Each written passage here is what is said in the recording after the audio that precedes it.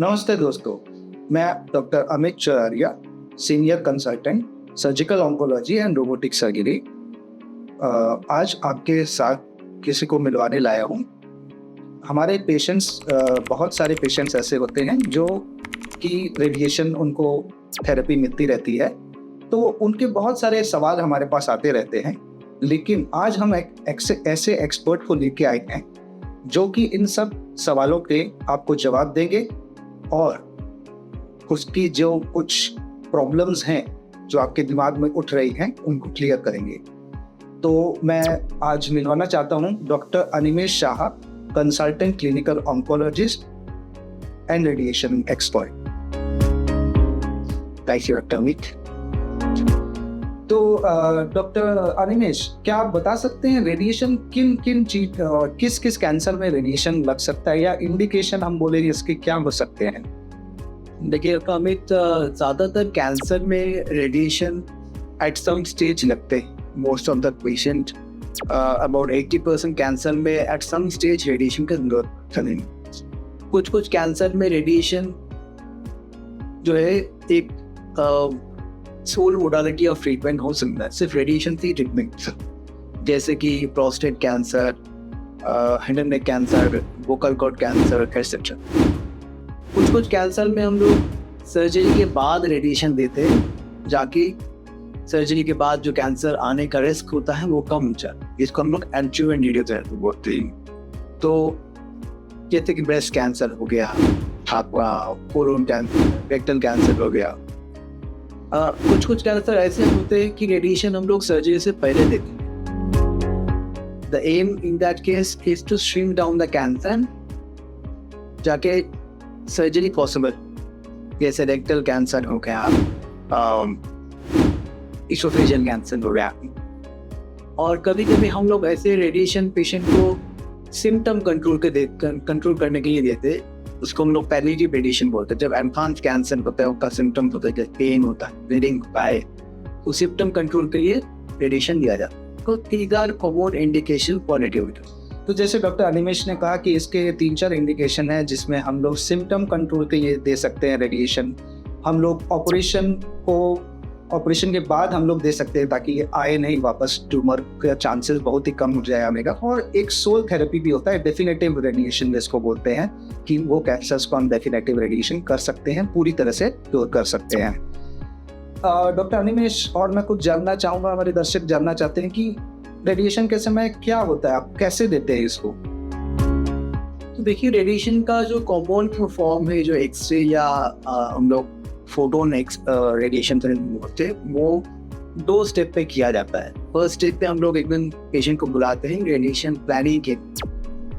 उस दिन क्या होता है, पेशेंट को हम लोग काउच में बैठाते हैं, कुछ मास्क या मोल्ड करते हैं, कुछ मेजरमेंट करते हैं। तो उसके बाद एक सीटी स्कैन लेते हैं, जिसको हम लोग रेडियोथेरेपी प्लानिंग सीटी स्कैन बोलते हैं। तो वो स्कैन होने के बाद पेशेंट घर जा सकते हैं। तो उसके बाद हम लोगों को कुछ दिन का टाइम लगता है, depending on the complexity of the tumour. जब हम पेशेंट्स का पुराने जितने भी स्कैन्स वगैरह हुए, जितने भी इन्वेस्टिगेशन हुए, वो स्टडी करते हैं और कंप्यूटर में प्लान करते हैं कि कहाँ पे रेडिएशन देना है, कैसे देना है, किस टेक्निक यूज़ करके देना है, और आसपास के जितने भी नॉर्मल ऑर्गन है उसको कैसे बचाना है, कैसे उनको कम डोसेज। यस। तो ये सब करने में हम लोग को टाइम लगता है, पर ये कंप्यूटराइज प्रोसेस है, हाईली कॉम्प्लेक्स प्रोसेस है, स्पेशलाइज प्रोसेस है। ये करने के बाद होता है रेडिएशन स्टार्ट। रेडिएशन स्टार्ट के दिन हम लोग थोड़ा टाइम ज़्यादा रहते हैं, पेशेंट को रेडिएशन मशीन में काउच में लटा जाता है, सेम मास्क जो प्लानिंग के टाइम में किया गया उसको पहना जाता है, और हम लोग फिर से एक स्कैन लेके या एक्सरे लेके पेशेंट का पोजीशन वेरीफाई करते हैं। वेरिफिकेशन करने के बाद हम लोग ट्रीटमेंट डिलीवरी करते हैं। तो ये होता है फर्स्ट डे का सेटअप, और यूजुअली सेम सेटअप रिपीटेड होते हैं ऑन ईच फ्रैक्शन। कभी कभी कुछ बीच में प्रॉब्लम हुआ, मैचिंग का प्रॉब्लम हो सकता है, पेशेंट का ट्यूमर छोटा हो सकता है, तब रीप्लान करना पड़ता है और फिर से ये प्रोसेस को दोहराना पड़ता है। ये फैक्ट प्रोसेस यूजुअली रेडिएशन देने में पेशेंट को 10 से 15 मिनट लगते हैं।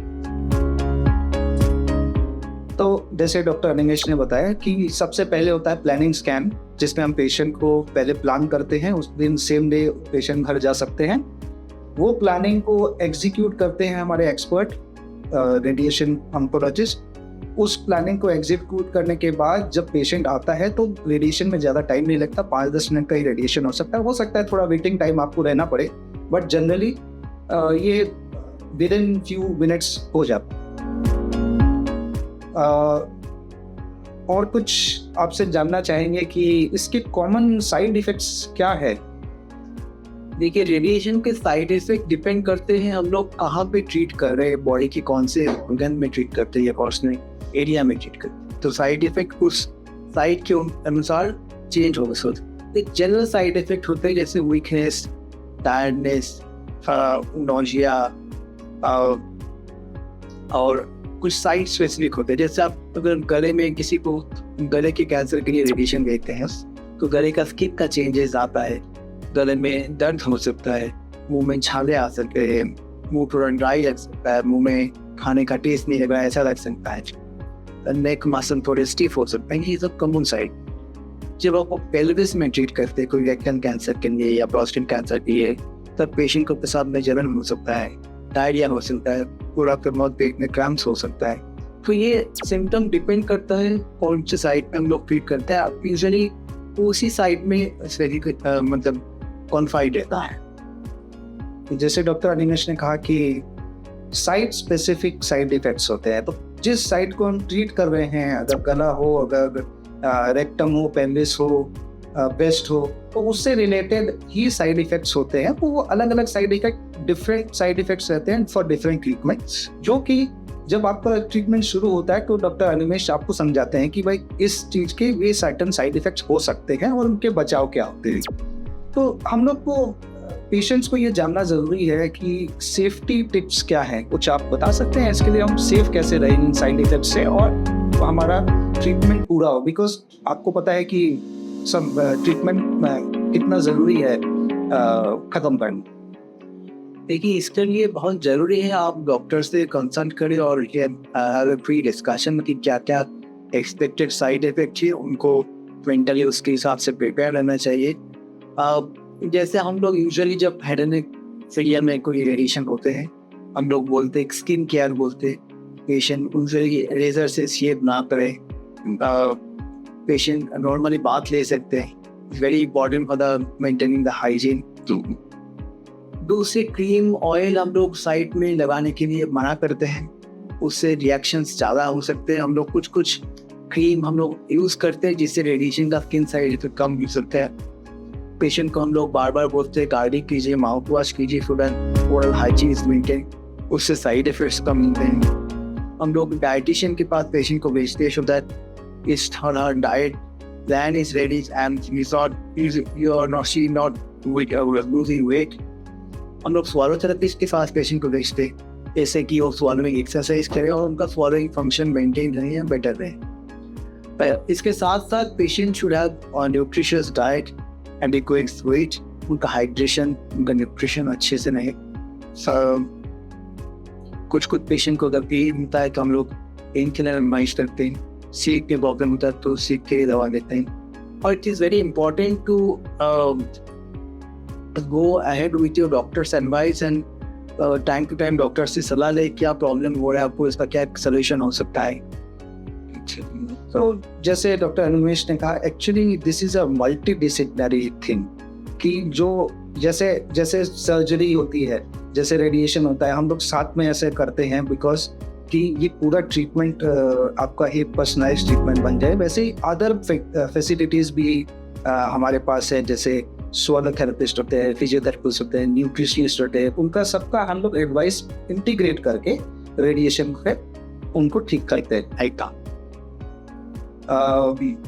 इसमें रेडिएशन जो मशीन होती है, क्या ये एक ही तरह की होती है कि अलग अलग तरह की होती है, और इसमें क्या डिफरेंसेस होती हैं, कौन सा बेटर होता है, ये जानना चाहते हैं जनरली। देखिए, रेडिएशन बहुत टाइप, बहुत फॉर्म, बहुत टेक्निकल चीज़ के ऊपर डिपेंड करता है। तो ब्रॉडली अगर हम लोग बताएं तो एक होता है एक्सटर्नल रेडिएशन जो बॉडी के बाहर से और एक होता है इंटरनल रेडिएशन जो बॉडी के अंदर के broad division. Internal radiation limited जगह पे यूज होता है, जैसे cervix cancer, limited prostate cancer में। एक्सटर्नल रेडिएशन कॉमनली अभी यूज होता है। एक्सटर्नल रेडिएशन का भी बहुत सारे फॉर्म्स होते हैं depending on which type of radiation वो यूज।